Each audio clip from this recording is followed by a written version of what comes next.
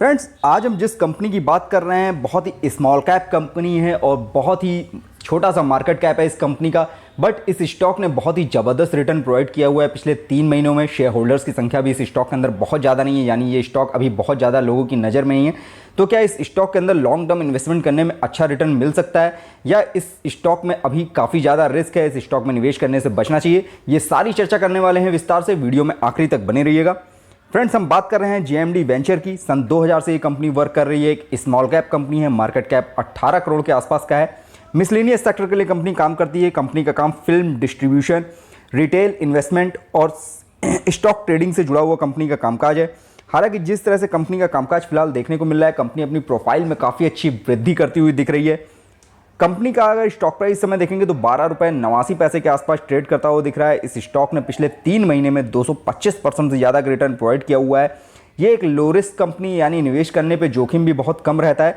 But जिस तरह से इसका बाउंड वीक का लो 3.82 रुपये का बना है और हाई 12.89 रुपये का बना है, यानी ये स्टॉक अपने हाई पे चल रहा है। इस समय बाउंड वीक के हाई लेवल के आसपास टच करता हुआ ये स्टॉक चल रहा है। तो जिन्होंने पिछला निवेश बहुत ज़्यादा लो लेवल पे कर रखा है, उनको तो काफ़ी अच्छा रिटर्न प्रोवाइड होता हुआ दिख रहा है। बट इस लेवल पे अभी निवेश करने से थोड़ा सा बचना चाहिए, क्योंकि ये एकदम हाई पे स्टॉक है।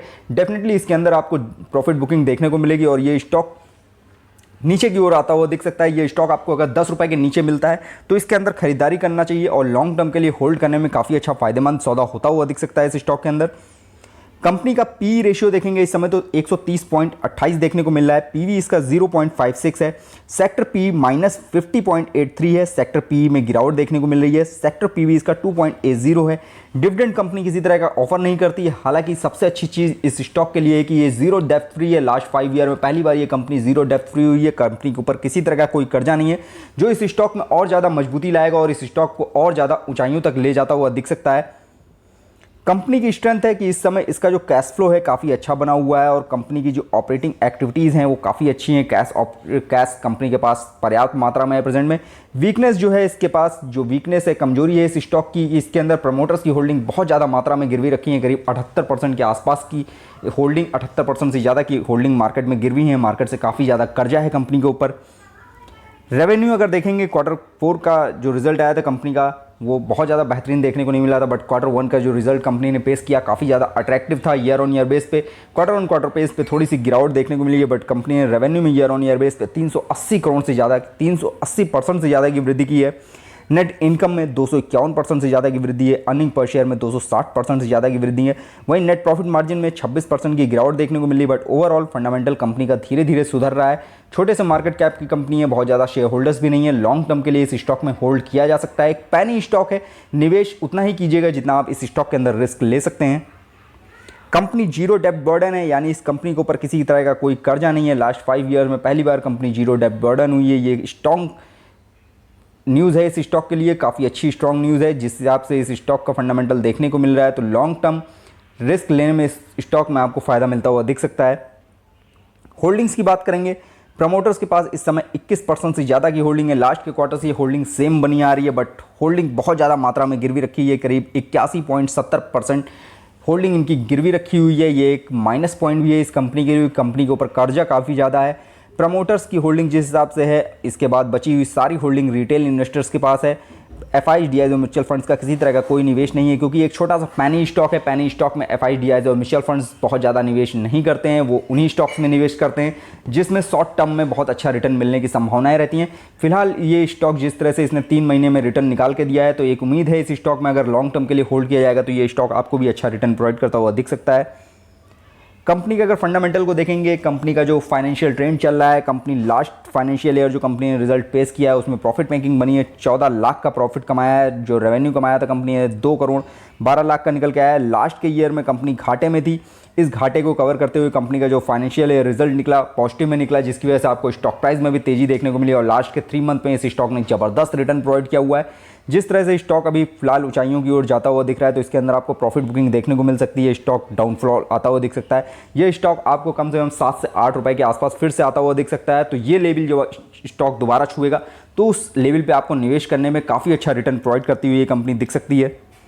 कंपनी के पास टोटल एसेट 350 करोड़ की है। लायबिलिटीज़ 26 करोड़ के आसपास की हैं। डेप्ट टू एसेट, यानी कंपनी के ऊपर कर्जा किसी तरह का नहीं है। यही एक स्टॉक के लिए सबसे अच्छी न्यूज़ है।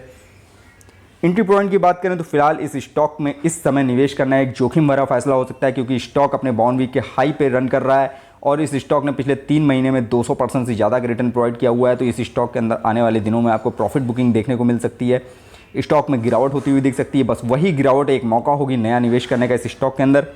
कंपनी के अंदर रेड फ्लैग भी देखने को मिल रहा है। इस समय ये कंपनी एएसएम लिस्ट स्टेज 1 में आ गई, क्योंकि स्टॉक जबरदस्त तेजी से दौड़ा है और बहुत अच्छा रिटर्न अपने निवेशकों को प्रोवाइड किया है। हालांकि बहुत ज़्यादा निवेशक इस स्टॉक के अंदर नहीं है, मात्र 2000 ही शेयर होल्डर्स हैं, बट जो भी शेयर होल्डर्स हैं उन सभी को काफ़ी अच्छा रिटर्न इस स्टॉक ने प्रोवाइड किया हुआ है।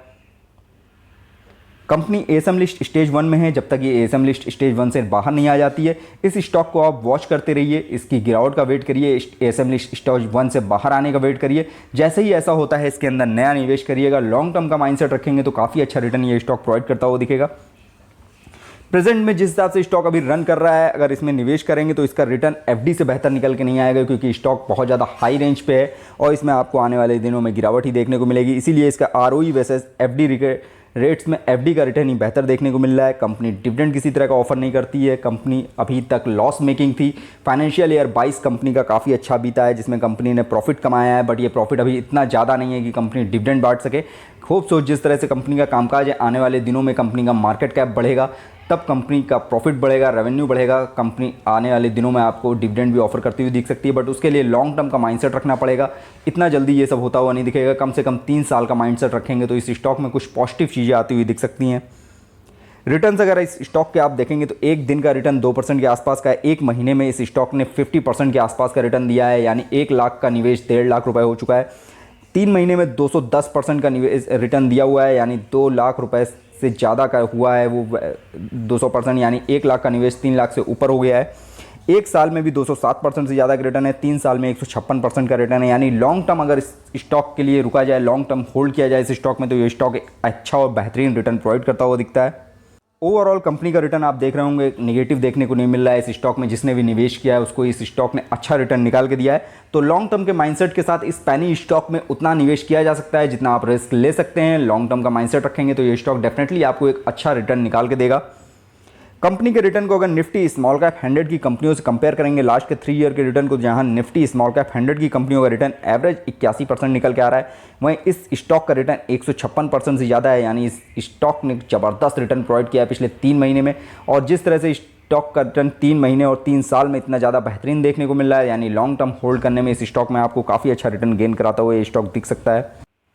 फ्रेंड्स, ये वीडियो मैंने सिर्फ आपकी नॉलेज पर्पज से बनाया है। किसी भी तरह का निवेश करने से पहले अपने फाइनेंशियल एडवाइजर की सलाह जरूर ले लें। फ्रेंड्स, वीडियो पसंद आए तो लाइक कमेंट करके जरूर बताइएगा। फ्रेंड्स, वीडियो देखने के लिए बहुत बहुत धन्यवाद।